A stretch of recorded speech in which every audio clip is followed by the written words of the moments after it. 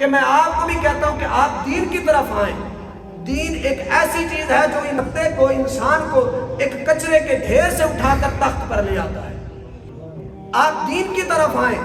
آپ جو عزت آپ ڈھونڈ رہے ہیں وہ عزت کبھی نہیں ملے گی۔ عزت انسان کو ملتی ہے تو وہ دین کے اندر ملتی ہے۔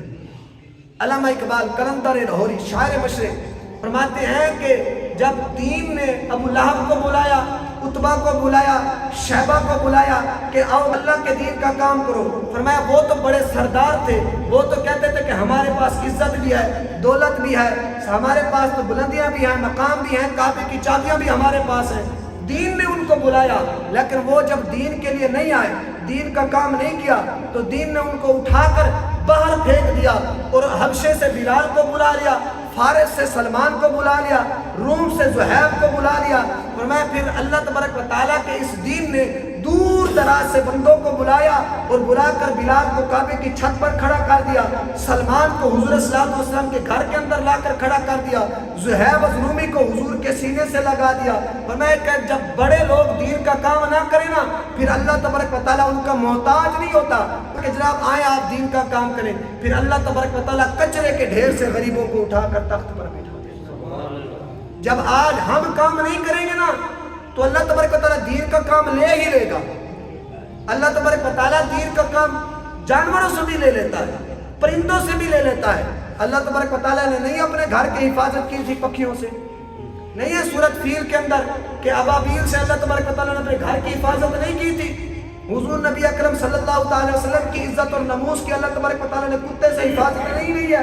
یہ سارے واقعات نہیں ہیں قرآن و حدیث کے اندر، یہ سارے واقعات اس بات کے گواہ ہیں کہ جب بڑے دین کا کام نہ کریں اللہ چھوٹوں کو لے آتا ہے، جب امیر دین کا کام نہ کریں تو اللہ غرباء کو اٹھا کر تخت پر بٹھا دیتا ہے، پھر اللہ تبارک و تعالیٰ ان کے سر پر تاج کو سجا دیتا ہے۔ تو ہمیں چاہیے کہ ہم دین کی طرف آئیں۔ اگر ہم عزت ڈھونڈنا چاہتے ہیں تو وہ دین میں ملے گی۔ آپ دنیا کی کوئی بھی چیز ڈھونڈنا چاہتے ہیں وہ آپ کو کہیں اور نہیں ملے گی، بلکہ وہ اللہ اس کے رسول کے فرمان کے اندر آپ کو ملے گی۔ تو ہمیں اس طرف آنا چاہیے، ہمیں دین کے ساتھ محبت کرنی چاہیے، دین کے ساتھ لگاؤ رکھنا چاہیے، دین کا کام کرنا چاہیے۔ لیکن آج بدقسمتی سے حالات ہی ایسے ہو چکے ہیں، کوئی بندہ دین کا نام نہیں لیتا۔ آپ کسی بندے کو بات کریں تو وہ فوراً اس کے منہ پر 12 بج جاتے ہیں۔ میں کئی لوگوں کو جانتا ہوں، بڑے اچھے طریقے سے جانتا ہوں کہ جب ان کے پاس دولت نہیں ہوتی تھی نا، حضور کا میلاد بھی کرتے تھے، حضور کے نام پر انگوٹھے بھی چومتے تھے۔ آج 4 پیسے آئے سامنے بیٹھے ہوتے ہیں لیکن حضور کے نام پر نہ انگوٹھے چومے جاتے ہیں نہ سبحان اللہ کیا جاتا ہے۔ کیوں کہ 4 پیسے آ گئے، مغروری آ چکی ہے، دولت آ چکی ہے۔ ایسی دولت کو ہم کیا کریں گے جو اللہ اس کے رسول کے دین سے بھی ہمیں دور لے جائے؟ ایسی دولت ہمارے کسی کام کی نہیں ہے جو ہمیں اللہ اس کے رسول کے دین سے دور لے کر جا رہی ہے۔ امام غزالی نے فرمایا تھا، امام غزالی فرماتے ہیں ہر وہ چیز جو اللہ اس کے رسول سے بندے کو جدا کر دے، فرمایا وہ ایک فتنہ ہے۔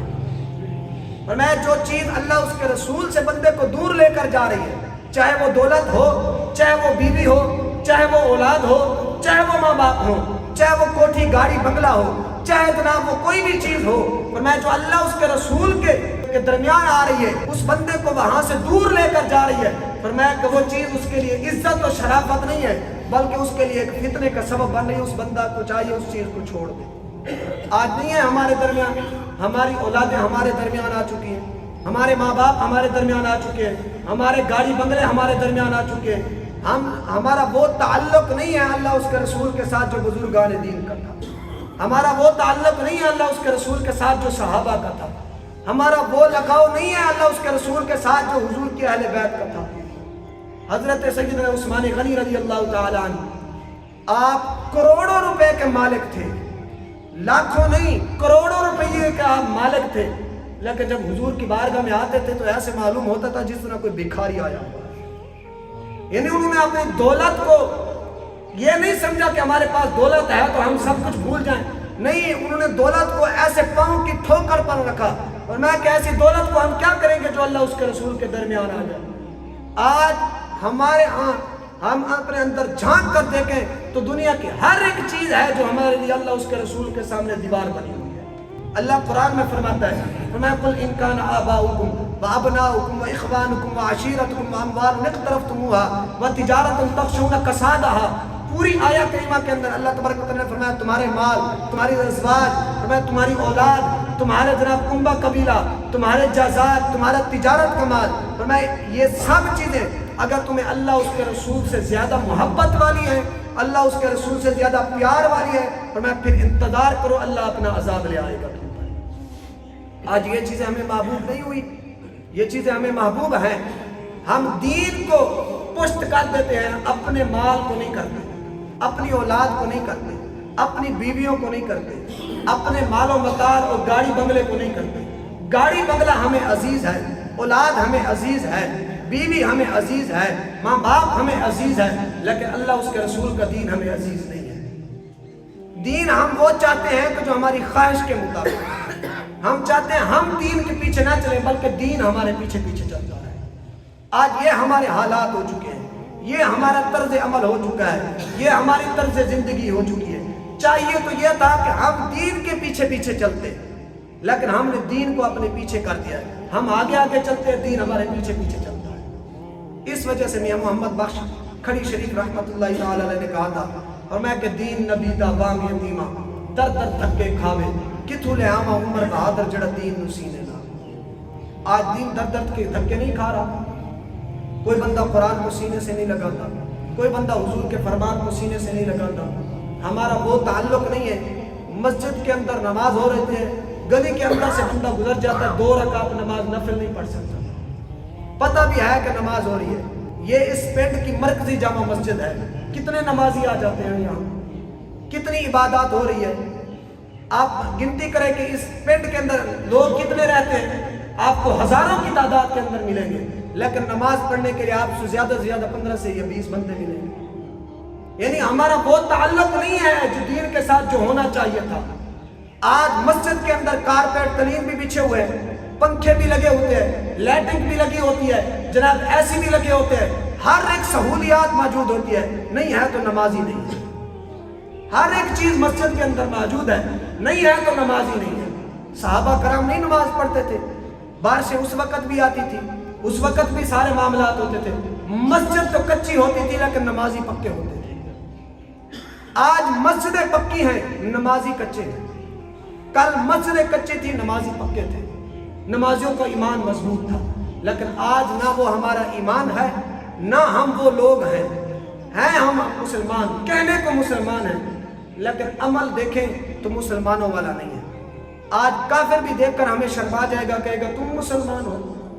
हमारे इलाके के एक शायर हैं शाकिर सुजाबादी, वो फरमाते हैं पढ़ो रहमान दा कलमा, बड़ो शैतान दे चेले, मुनाफिक तू तो बेहतर है जो काफिर ना रखा है। कहते हैं कलमा अल्लाह उसके रसूल का है, काम सारे मुनाफिकों वाले हैं, काम सारे हमारे शैतानों वाले हैं। हमारी अगर दुकान है तो खरीदो फरोख्त के अंदर दगाबाजी हम करते हैं, ना बहन भाइयों का हक हम खाते हैं, हमसाइयों का हक हम खाते हैं, शराब हम पीते हैं, जिना हम करते हैं, फहाशी हम करते हैं, सूद और उरियानी की तरफ हम जाते हैं। लेकिन हम कैसे मुसलमान हैं? अल्लाह करीम ने कुरान पाक के अंदर इरशाद फरमाया है कि या अय्युहल्लज़ीना आमनु दुखुलू फिस्सिल्मि काफ़ा, ऐ ईमान वालों दीन के अंदर पूरे पूरे दाखिल हो। हम कैसे दीन के अंदर दाखिल हुए हैं? शराब कोई है चल रही है, सरेआम चल रही है, जिना सरेआम हो रहा है, फहाशी सरेआम हो रही है, सूद खोरी सरेआम हो रही है, हमसायों का हक सरेआम खाया जा रहा है, अदालतों के अंदर सरेआम सारे मामलात हो चुके हैं। लेकिन फिर भी हम अपने आप को मुसलमान कहते हैं, फिर भी हम कहते हैं कि हम हाजी साहब हैं। बहन भाइयों का हक खाया, उम्रे पर चले गए, 1 महीना लगा कर वापस आए, लोगों ने मुबारक दी कि हाजी साहब आ गए। कम अज कम उस हाजी साहब से पूछे ना आपने किस किस का हक खा कर गए थे? क्या वो आपको उम्रा जायज है?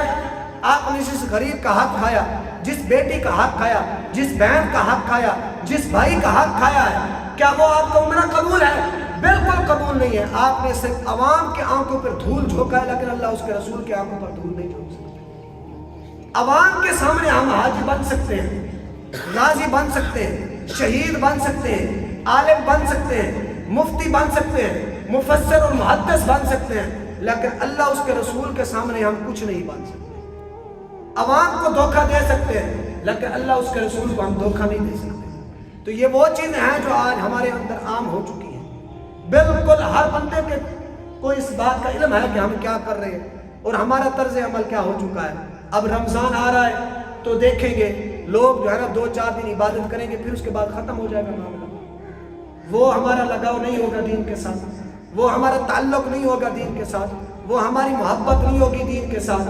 آج ہم دیندار طبقے کو ہم سب سے غریب تر سمجھتے ہیں. جو بندہ دین کی طرف آئے تو ہم تو کہتے ہیں یہ تو ہے ہی غریب، اس کے پاس تو کوئی چارہ نہیں ہے. میں نے ایک مفسر کی بات پڑھی تھی، وہ فرماتے ہیں کہ دیندار جو بندہ ہوتا ہے نا، دین والا، فرماتے ہیں وہ عوام کی نظروں میں مال اور دولت کے لحاظ سے تو غریب ہو سکتا ہے، لیکن علم کے لحاظ سے وہ غریب نہیں ہوتا. علم کے لحاظ سے وہ سب سے زیادہ امیر ہوتا ہے. مال اور دولت کے اعتبار سے وہ آپ کو غریب نظر آئے گا، لیکن علم سے حساب سے وہ آپ کو غریب نہیں بلکہ سب سے زیادہ مضبوط ترین امیر نظر آئے گا. بڑے بڑے لوگ میں نے دیکھے ہیں، بڑے بڑے کروڑوں روپیہ ان کے پاس ہے، لیکن مسئلہ پوچھنے کے لیے وہ جاتے ہیں ایک چٹائی پر بیٹھے ہوئے مولوی صاحب کے پاس. دولت ہے لیکن دین نہیں ہے. آج ہمارا طرز عمل یہی ہو چکا ہے، ہمارے پاس دولت ہے لیکن نہیں ہے تو ہمارے پاس دین نہیں ہے.